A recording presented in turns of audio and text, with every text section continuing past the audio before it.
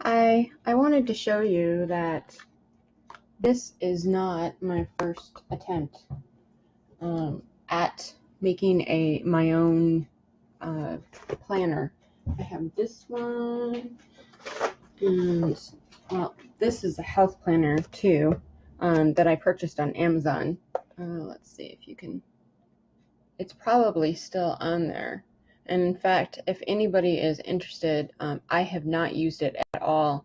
I'd be happy to send it to somebody who could use it or wanted to use it if you're willing to help me with the shipping. So this is what this looks like, and I basically used it as a template and then made my own. It's just filled with pages that look like this. So you can see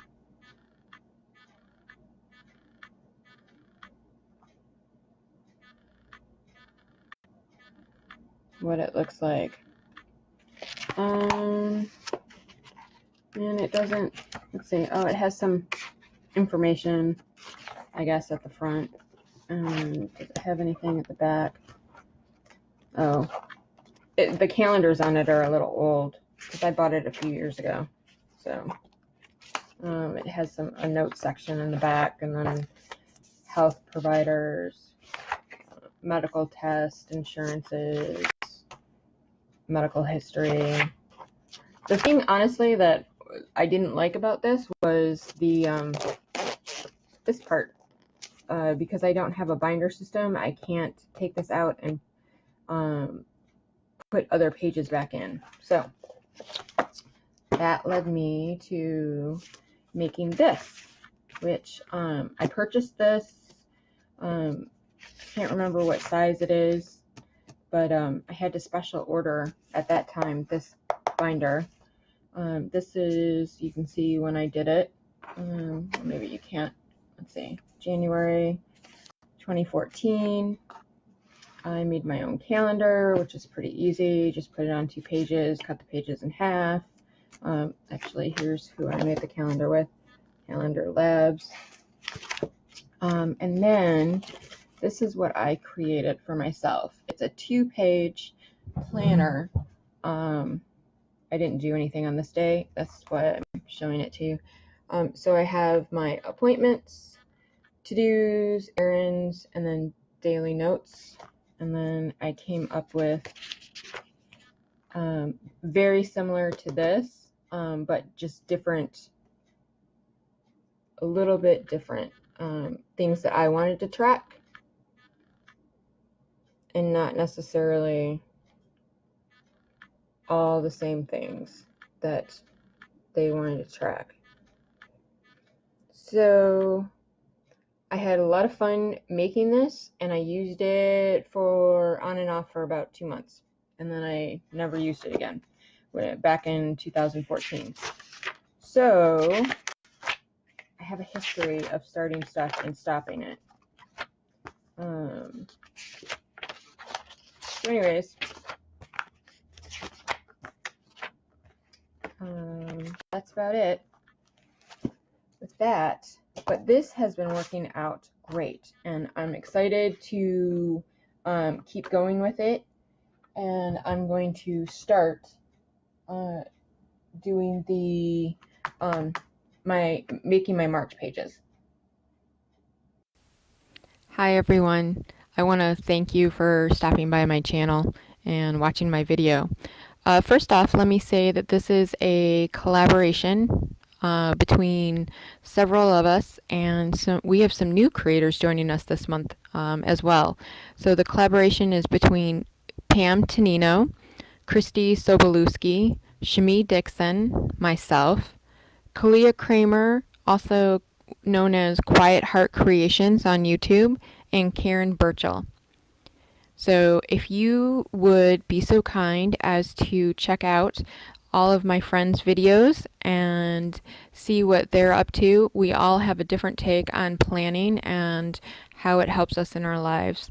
So here you'll see that I have some feathers. I'm just showing you where I got my idea for this month's mandala. I'm making a dream catcher mandala, and I'd been making some some feathers, and that got me in the idea of a dream catcher. Here you'll see that my cat decided to come up and help. Now you'll see that my video jumped, and I apologize, I lost some footage, and that's just, I didn't have time to make it up or redraw it this time. So as I'm drawing my mandala, I wanted to tell you that why I became a part of this collaboration. And when I first agreed to become part of the collab, it was because I hadn't found much in the planning community for those of us with chronic illness. At first, I didn't think that these types of videos were really relevant to me because I don't have too many appointments anymore now that I'm ill. But then I realized that I really needed to track some of the things, both for my illness's sake and also for my own peace of mind, that were things that were related to my illness, and look and see. I wanted to look and see how others were doing it, mostly because I'm lazy and I didn't want to reinvent the wheel. But to my surprise, there wasn't really a lot of that I could find out there. So here I am.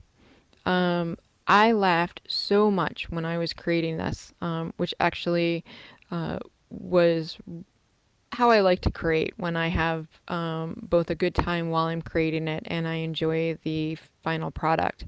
But I really was laughing at all of the mistakes that I was making and all of the times I was erasing.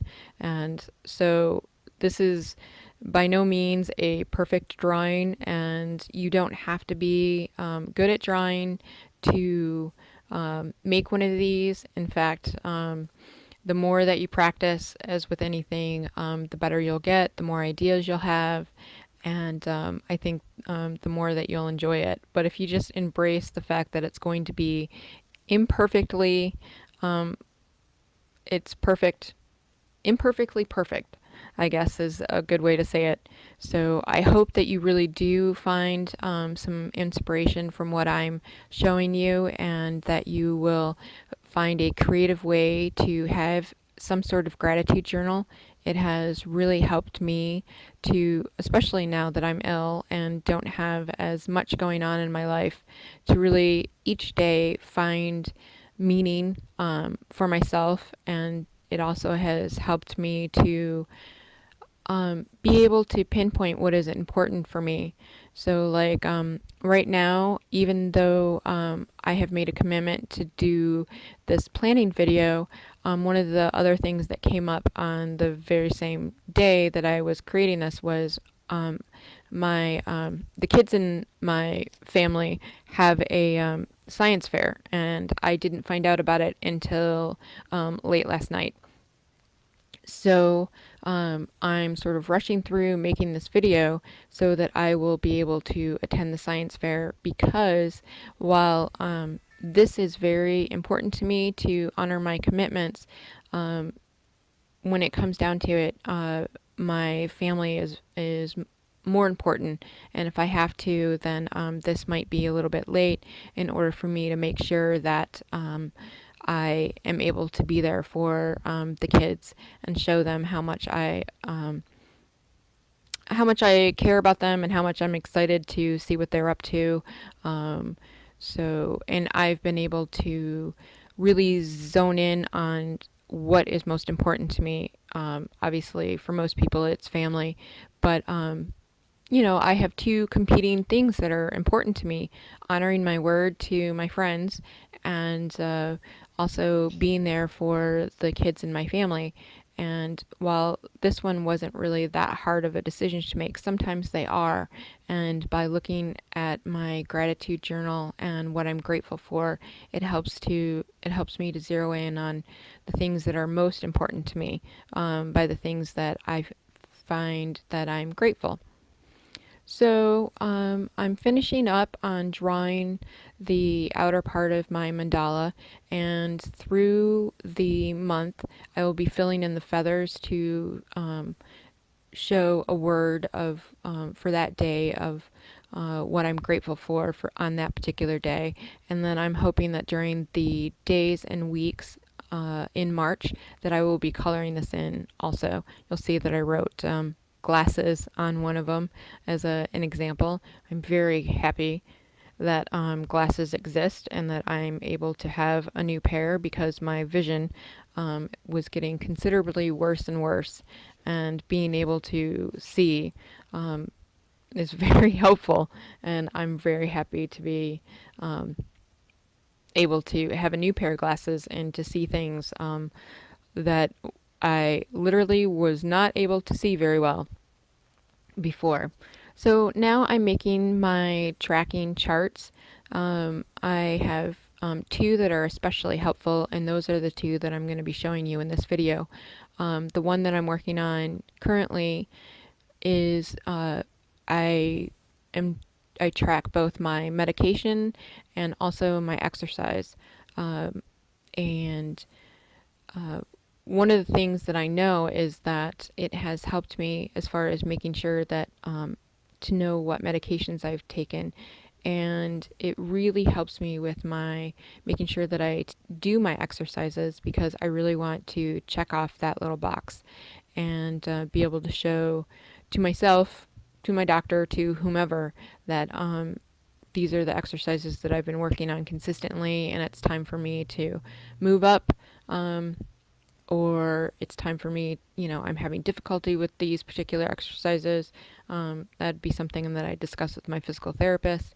But it also helps me because I'm specifically tracking all of my meds, but also in particular my pain meds, that inadvertently helps me be able to tell whether I'm having lots of high pain days or less pain days and more good days. So this next one I'm making, I don't know if it's my ADLs, activities of daily living. Yes, I think that's what this one is. So when you become ill, you start to really cut down on a lot of your activities. And sometimes when you're really ill, like at times that I've been during my illness, I literally wasn't doing hardly anything because I was sleeping 22 hours a day. So it's good for me to be able to show what activities of daily living I was actually continuing to do, like changing my clothes, brushing my hair, brushing my teeth, getting up and walking, visiting with friends. These are all, regular daily activities, and I wanted to start monitoring what I was doing. Here I'm making my productivity tracking sheet, because I had decided that being able to add notes under some of the time frames was helpful to me.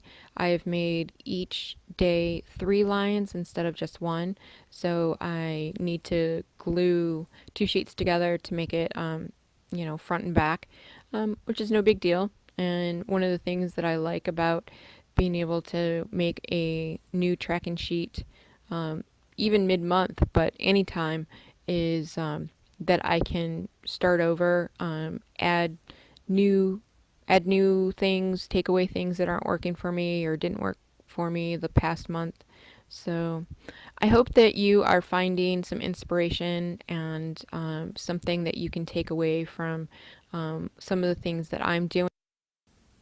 I really do appreciate you coming by and looking at my video. I hope that you found something that is inspires you, something that you're able to take away and use in your own either art or your own day-to-day tracking, especially if you do find yourself with a chronic illness.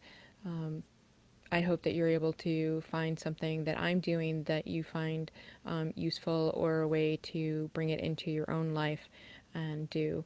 So if there's any information that I can elaborate on, feel free to leave me a comment.